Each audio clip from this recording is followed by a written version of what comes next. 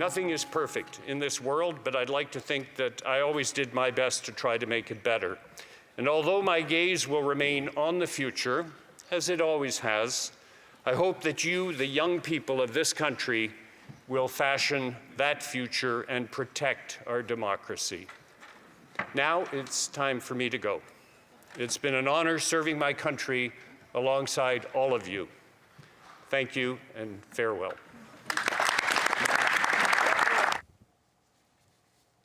Marc Garneau is resigning his seat in the House of Commons. Garneau made history in 1984 when he became the first Canadian to fly in space, later becoming Deputy Director of Canada's astronaut program. He's represented his Quebec riding since 2008. Garneau ran for the Liberal leadership in 2013 but withdrew from the race and supported eventual winner Justin Trudeau. He served in multiple cabinet roles throughout his time in the Liberal government, including as Foreign Affairs Minister in 2021.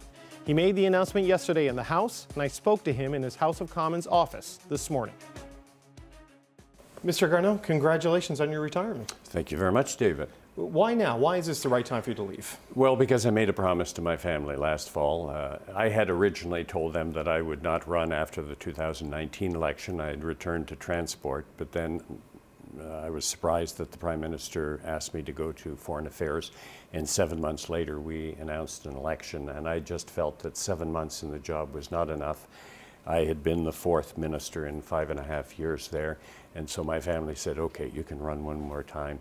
And of course I didn't go back to Foreign Affairs, but after that, 3 weeks after the election, I said I can't resign now. So I stayed on, and I decided, and they agreed with me, that if I could table the report on medical assistance in dying in Parliament, that would be my end date, and we're here. Do you think we'd be having this conversation if you'd stayed in Foreign Affairs? I mean, was that an accelerant for the departure, do you think, the departure from that job? I live with the reality that I'm faced with, and after the election, I was no longer in cabinet, but I was offered two jobs in committee. One as president of the Committee on Indigenous and Northern Affairs, which I felt very strongly about because of the importance of reconciliation, and then this special joint committee on medical assistance in dying, which I think is an extremely important one. It's a difficult one, but it's one that potentially affects every single Canadian citizen, and that motivated me, and I really enjoyed the last year and a half, but I did say to my family that I would leave. But it seems like the foreign affairs thing was a real motivator to run again, wanting to be in that job. I just wonder how disappointing that was for you. Well, I loved foreign affairs. I've lived 17 years of my life abroad. I've always had an interest in international affairs, and yes, I was disappointed when I didn't go back, but that's the reality. That's the reality you have to live with, and the Prime Minister has to choose his cabinet. I was not in it, and so what am I going to do now? And I think the way it turned out the last year and a half, I'm very pleased with. So you're not leaving angry, you're not leaving with regrets, you're leaving fulfilled? I'm leaving fulfilled. I just did things in a slightly different order. I started in opposition 7 years, then I went straight to minister, and then I went to backbencher. So, yeah, it's not the usual order of things. I wonder though, Mr. Garneau, you mentioned something in your farewell speech yesterday, where you say you look at the opposition as adversaries, not as enemies. Do you think enough people in politics today take that same view? Because on a daily basis, it seems like there are enemies everywhere.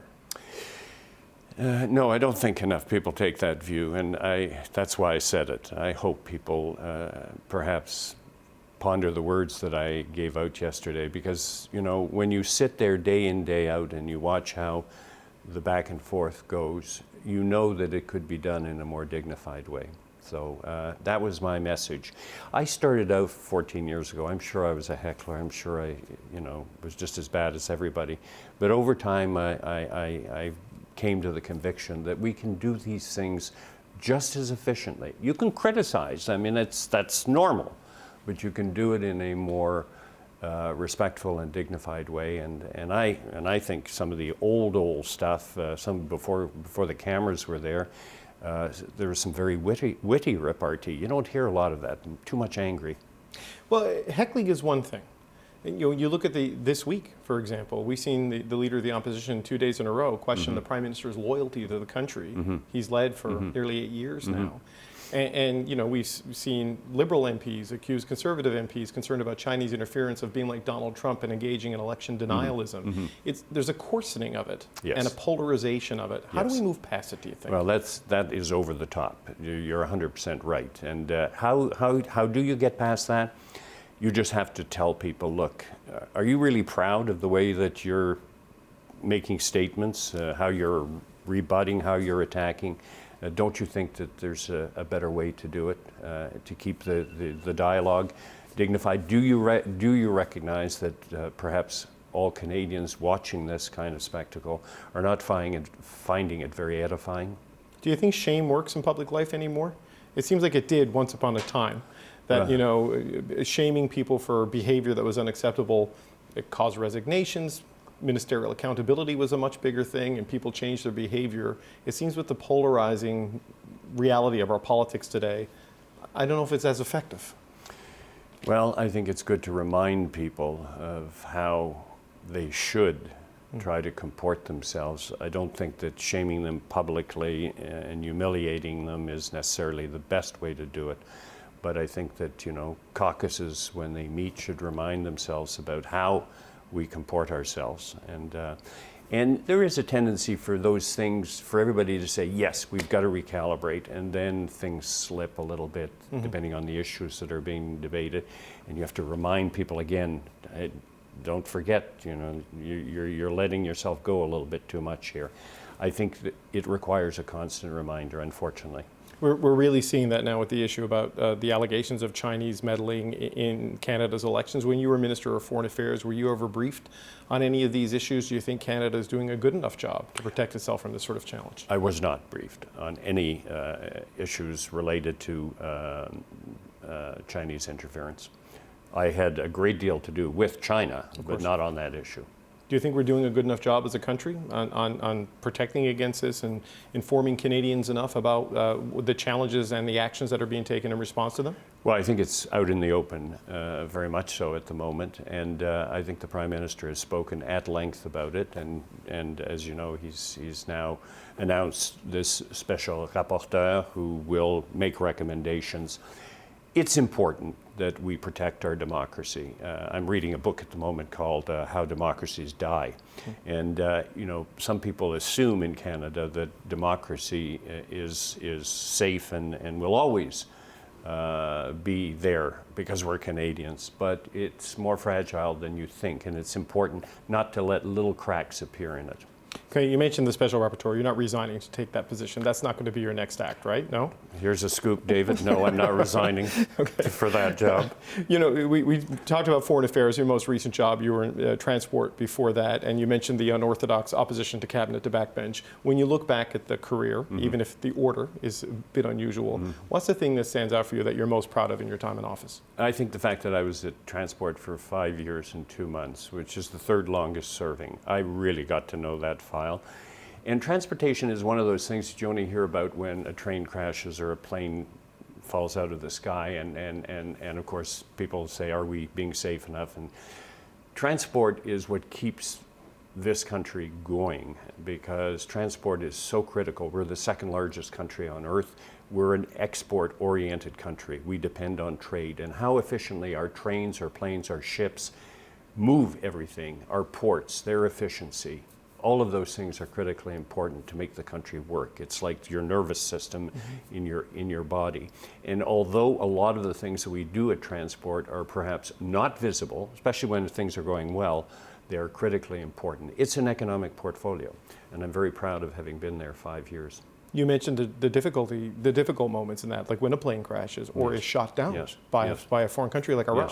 I mean, you've dealt with that. You dealt with the Boeing Supermax crash. I mean, this happened on your watch. How difficult were those moments for you as a minister? The hardest job that I had to do during my, I would say, my 6 years as a minister, and the part that I had not anticipated, was speaking to the families of the victims of Ethiopian Flight 302, which was a MAX 8, speaking to the families of PS 752 that was shot down by the Iranians.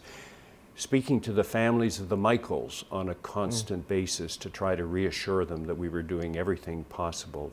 Speaking to the victims, even though it didn't happen on my watch, of Lac Mégantic, the 47 people who died there. When I came into the job at Transport, I thought, regulations, technology, that's what I'm going to do. I'm going to do my best. The human part of it was the most, I think, the most difficult and the most important at the same time.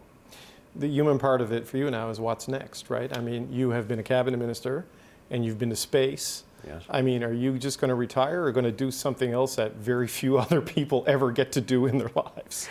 I have really nothing in front of me other than the fact that I'm completing my memoirs. And so that's my project at the moment. I really am happy that I've got nothing in front of me, because that's the whole point of retiring, is that you haven't got anything in front of you. Will I do some other things? Yes, I'm sure. I'm not just going to sit at home, do nothing. But there's nothing officially in front of me. And I kind of like that. That's a voyage into the unknown for me.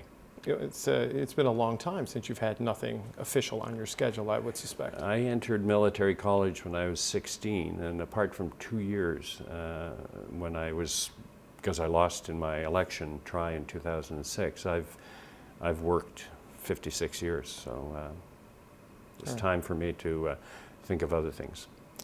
Marc Garneau, congratulations and thank you for your time. Thank you, David.